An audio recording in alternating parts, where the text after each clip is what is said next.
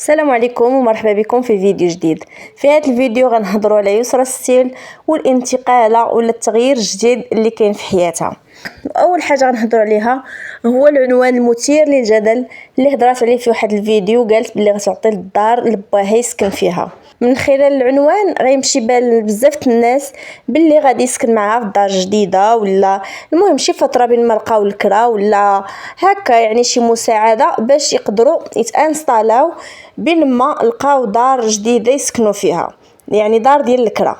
لكن المقصود ديالها كان هو انه الدار اللي غتخرج منها، الدار اللي كاريه هي حاليا، فاش تخرج منها وتمشي لدارها يجي باها ومرات باها يسكنوا فيها. فهاد الشيء في حد ذاته راه مساعده، لانه باش تلقى الكرا بثمن مناسب في بلاصه زوينه، وهذا راه ماشي شي حاجه سهله. فهي قالت هاد الدار هادي غادا نخرج منها انا قريب، فحبذا لو ان باها ومرات باها يدخلوا ليها.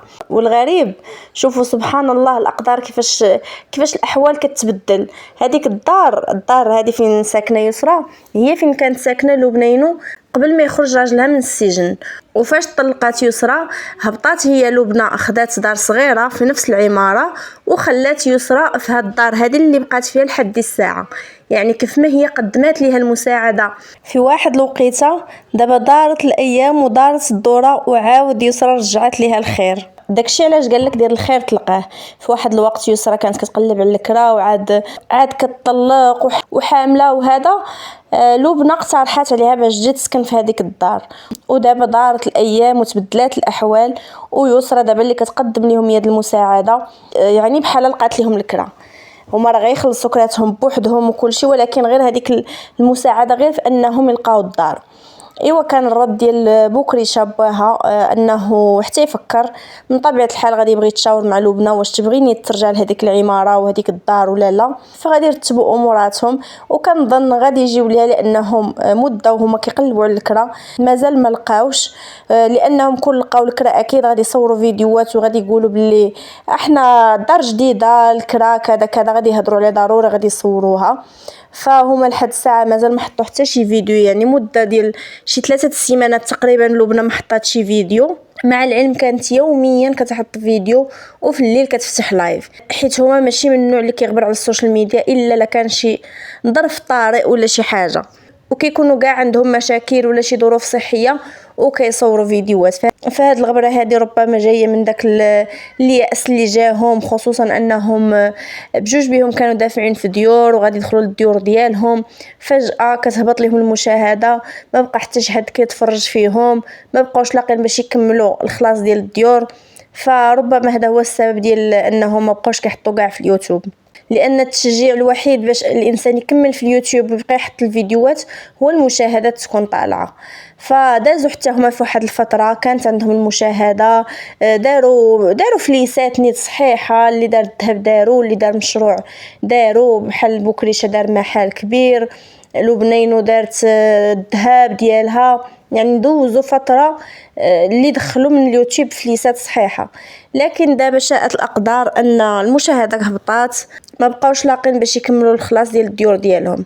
انا بالنسبه ليا لبنين وبوكريشه داروا خطا كبير، ما كانش كان عندهم سوء تسيير، يعني ما كانش عرفوا كيفاش يسيروا هذوك الفلوس. ولا هذيك الفتره فاش كانوا دايرين البوز وكانت عندهم المشاهدات طالعه، كان ممكن انهم يجمعوا هذوك الفلوس اللي دفعوا في هاد الدار ديال لبنى والدار ديال والفلوس اللي دفعوا في الدار ديال بوكريشه ويدفعوا في ابارطومون على قدهم، ويكون حتى ثمنها رخيص شويه على الاقل، يعني يكونوا مجموعين فيها احسن من ديور الكرا. هو ما لبنى مشات شرات دار كبيره بثمن كبير بزاف ما قادراش عليه، يعني غراو هذوك المشاهدات اللي كانوا عندها هذيك الفتره وفي وقت غير مناسب. يعني الوقيته فاش يلاه بغى يخرج بوكريشه من السجن مشات يدغيا كتزرب وشراتها وكتبات، يعني ما فكراتش ولا تشاورات ولا يعني خدات وقتها. بوكريشه كذلك مشى دفع في دارو بوحدو، كان ممكن يتعاونوا بجوج ويشريو دار وحده. ولكن الانسان فاش كيكون عنده الفلوس وكتجي واحد الفتره ديال شاف شي فلوس ما عمرو زعما كان كيحلم يكونوا عنده، ما كيبقاش عارف شنو يدير. صافي كيقول بلي هذه هي الحياه وبلي ديما هاد الفلوس غتبقى كتدخلهم. ولكن اليوتيوب ما معاهش هادشي هذا، حيت ماشي شي مدخول رسمي قار كل شهر غيدخلهم على حساب المشاهدات، كل شهر انت وزهرك. فداروا هاد المغامره لا هي لا هو. ولكن حتى دابا ماشي مشكل، حتى دابا يكون خير، لانهم برزقهم كيف ما قلت لكم عندهم حاجات اخرين اللي يقدروا الا بغاو يشريو دار غيبيعوا الذهب ويبيعوا المحل ويشريو دار زوينه كاع.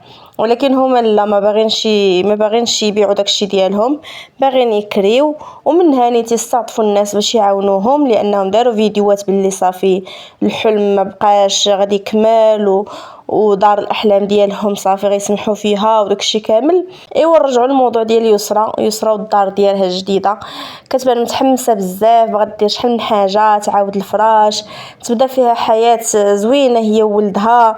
يعني يعيشوا هذاك الاستقرار اللي كيكون عند الانسان فاش كيكون في الدار اللي ديالو، ماشي كارهه ولا جالس عند شي حد، ولا يعني الدار اللي كتكون في سميتو. كيحس الانسان بواحد الاستقرار. داكشي اللي كتحاول يسرا دابا حاليا تعيشو هي وولدها. وحتى الام ديالها ما شاء الله عليها شرات دارها مؤخرا، ولكن ما شراتهاش من اليوتيوب، كانت عندها شي بقعه ارضيه باعتها وزادت عليها شي حاجه وشرات دار اللي حتى هي زوينه في موقع زوين، فرشاتها بفراش زوين. زعما يعني راهم برزقهم. خاص غير الانسان يعرف يسير الامور ديالو، ما يخنقش راسو بالكريديات، يمشي على قد جهدو. بحال مثلا يسرا شحال وهي كاريه، يعني هي راه مده طويله وهي في اليوتيوب وكتدخل الفلوس، ومع ذلك ما تعلقاتش فين تفلق ومشات خدات شي دار بالكريدي ولا زيرات راسها. بقات غير كاريه وكتجمع في الفلوس حتى خدات دارها. زعما حتى الا كان باقي غتسالها شي حاجه تكون شي حاجه قليله، يعني غتكون خلصات النص الكثير. ماشي مشكل، الانسان كيتعلم من الاغلاط ديالو. وحتى باها ومرات باها ما بقاوش على الدص، يعني عندهم مدخول، عندهم اليوتيوب، عندهم هذاك المحل يديروا فيه شي مشروع راهم غيخدموا به. لبنى عندها دارت المشروع ديالها صغيور هكا، كتصايب السيكان وكتبيعهم. زعما داك الشيء راه يعني يقدر الانسان يعيش به، ما غيعيشوش بحال ديك العيشه ديال واحد الفتره اللي دازت ديال المشاهدات طالعه بزاف، ولكن راه ما غاديش يموتوا بالجوع ولا ما غيلقاو ما ياكلوا ولا باش يخلصوا الكرا ولا الضو ولا. ايوا المهم الله يرزق الجميع والله يدير اللي فيها الخير. وانا هنا غادي نسالي الفيديو ديالي، كنتمنى يكون عجبكم، والى عجبكم ما تنساوش لايك واشتراك القناه، والسلام عليكم.